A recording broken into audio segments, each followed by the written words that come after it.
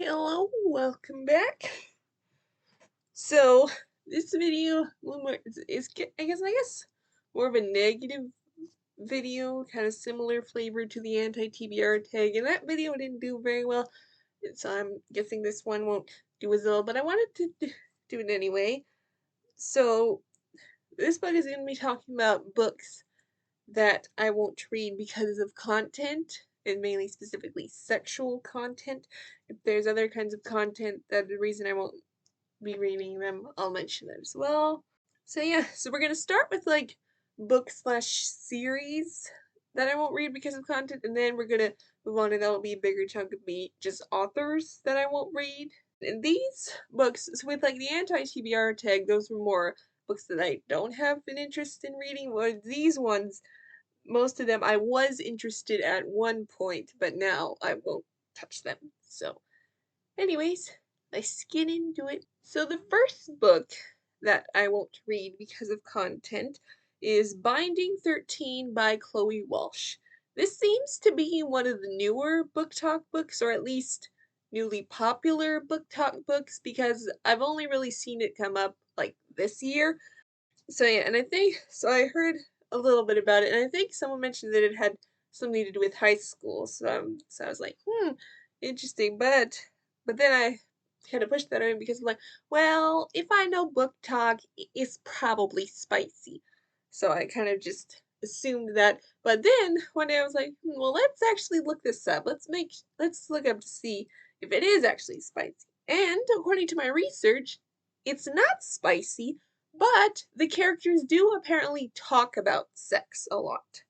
And that's a no for me because like that's almost worse than spice to me, because at least with spice most of the time you can skip it. Um but with the characters talking about sex, and the kind of one that bothers me is talking about it in an explicit way like that, there's no skipping that usually. So yeah, so I won't be reading that. The next thing that I won't read because of content is a series, a very popular series, and that would be the ACOTAR series by Sarah J. Maas. So I did plan on reading this series. Well, okay, I never planned to read Silver Flames because I heard that one has a lot of spice, and I also heard that it like wasn't as good as the other books. So I never planned to touch that one, but I did plan on reading ACOTAR, ACOMAF, ACOWAR, and ACOFAS, the holiday novella. So I planned to read um, those, and I was planning to just skip the spicy scenes. But then one of the people that I first heard about it from, she she was she first loved the series, but then years later she was like, even though I love the series, I can't recommend it because of the sexual content. And as soon as she started saying that in her videos, then I was like, you know what? Never mind. So yeah, I didn't write good conclusions to these. Yeah, I don't know what else to say. Won't be touching the ACOTAR series now. So this next one was recently added to this list. I'm not. I think the reason why I didn't add it to this list before is because I still kind of wanted to read it, but now I'm thinking I probably shouldn't. And that is the last of the books, and that is Bunny by Mona Awad. Um, so I have read, I guess, like a little bit of it. Like I don't think I've read like a full page, but I've read like bits and pieces of kind of like first part. So yeah, I did hear that there was some sexual content, and from the sounds of it, it seems like it's not skippable, but I guess I haven't heard that much. But then also another part of it, some more content that makes me want to avoid it, is that it's apparently like demonic. Yeah, like demonic, and it also is partly categorized as horror, and I don't want to touch horror because like I'm a scaredy cat. So yeah, I probably won't read Bunny. So all right, now we're gonna go into authors I won't read because of content. So I was thinking of like kind of starting it with like authors that I was somewhat interested in, and then going into for the last part, authors that I'm glad I was never interested in. So I'm gonna start. So this first author, I'm not sure if I was ever really interested in her books, but I wanted to start with her, anyways. So that would be Abby Jimenez. So yeah, she's very popular. She's kind of been compared to Emily Henry. Emily Henry can't exactly be on this list because I have tried to read one book from her, but I put it down, and it wasn't even because of content, it was just not into it at all. Yeah, Abby Jimenez. So it seems like, from my understanding, her Abby's books are not any more spicy than the next one, or I don't know if that's the thing. But well, one interesting thing I've heard is that with some of her books there is a lot of language, even at the very beginning. That's what I'd heard from this person who had tried to read her first two books, The Friend Zone and The Happy Ever After Playlist. So I'd heard that there was language at the very beginning and in kind of like a vulgar way. And so I wanted to do a little experiment kind of for these things. So you know how like in Amazon they have a little like look inside thing. So I wanted to check those for these two books to see about language. And so I checked the friend zone at first, and there was indeed language at the very beginning. I don't know if I would describe it as vulgar, but maybe I just don't know what vulgar language looks like. And then I did check Happy Ever After playlist, and there also was language, not as much as the friend zone, but I did for both of these I didn't even read the full sample. So yeah, there's that. So that's kind of her like first series. And then there's some things I've heard about her Part of Your World series. So so yeah, I'd heard like the first book, Part of Your World, is like it kind of is kind of encouraging hookups, and like they talk about sex a lot. That's what I'd heard. But here's where I'm confused when it comes to the Part of Your World series. So this girl, she had read Part of Your World and was like not liking that they talked about sex a lot. But then people were saying in the comments that the next book, Yours Truly, isn't as spicy. But it seems like the problem with Part of Your World, it wasn't even that it was spicy, but just that they talk about sex a lot. So I don't know, but maybe they meant they're lighter on that. But and then I'd heard about that just for the summer. The third book is like cleaner, like supposedly cleaner than Part of Your World and even Yours Truly. So apparently with the series, each book keeps getting cleaner, but they're all still considered open door. How does that make sense? And I also heard that with Just for the Summer, they're still talking about sex. Like, what is going on? I don't. Mm. Okay, but I have heard that apparently with Abby Jimenez, her short stories are cleaner. So like The Fall Risk and Worst Wingman Ever. So, but I'm not even really interested in those. So yeah. Alright, the next author that I won't read because content, and I think I was somewhat interested at this point, would be Kennedy Ryan. So I'd heard, I guess, some good things, like these books seem well written, and some of the covers are pretty. Um, but then I kind of looked into them, and it seems from what I found that pretty much all her books are open door. So yeah, no thanks for me. And I didn't put this here. Some people in the comments might be like, "Oh, were you really not gonna read a book just because of the spice?" And yes, Susan. Some of us don't want to read sex scenes. I kind of mixed up what I planned to say. But yes, some of us don't want to read that, and I know I usually skip it, but I don't like having to skip it. Like all I want to talk about is clean books. Okay. So then, but if you I don't know, like I guess I should have said this at the beginning. This isn't to shame people who like do read spice, but this is for people who are like, yeah. But if you don't want to read spice, then you should avoid these. So yeah, I don't really know how to end this section. So, right, the next author that I won't read because of content is Elle Kennedy. So, this one, I think she was kind of writing like hockey romances before they were really popular. Like a lot of people compare her book The Deal to Icebreaker, and most people saying that The Deal is better.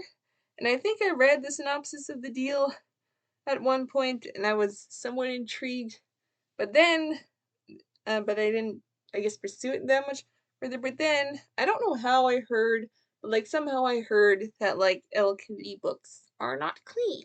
So yeah, it's time we talk about the villain, the most notorious problematic author, which is of course Colleen Hoover. But now, while I have your attention, so yes, a notorious problematic author, both for her books, but then also her behavior outside of the books. But I've kind of learned recently that for the things she does outside of her books, maybe her reputation isn't entirely deserved. So we'll talk about some of the things that I've heard recently that had some context to some, and I won't address, I think I'm only gonna address two things. So yeah, this is all. So the first thing that I've heard a lot of people talk about when it comes to Colleen was that she wanted to publish a coloring book to go along with her book It Ends With Us. And It Ends With Us, if you don't know, is about DV. But what people either don't know or conveniently leave out was that this coloring book was never actually published, and Colleen even publicly apologized for being tone deaf. So, I mean, do what you will with that. I mean, some people still might be like, well, why did she think it was a good idea to create a coloring book in the first place? Blah, blah. So, again, then. And then this next thing I'm going to address is big one, and that was the allegation that her son SA'd a 16-year-old girl, and when the girl reached out to Colleen about that, she blocked her.